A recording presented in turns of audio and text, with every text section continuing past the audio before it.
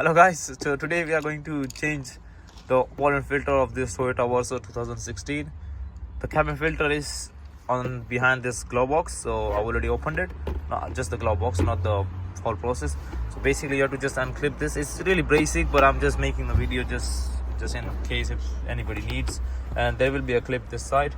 Basically you just have to pull it this side a little bit, and then it will come off like this. And yeah, now you can see that both of them are out. And now you can see, shit, that's okay, no worries. So yeah, you'll see a pollen filter here. So there's the clips here, two of them holding him. So obviously this is a heater control thing. So this one, you just have to clip this, just push this clip aside and this can come off easily. And this one you can just easily pull the pollen filter. Sometimes you can use a plier or something, whatever it is, to help you out, pull it out. But yeah, these ones, I don't know why they make these kind of designs inside. There is a bit wavy way, and that's why it gets a bit crumbled like this. So I'll get another one. Just give me another second.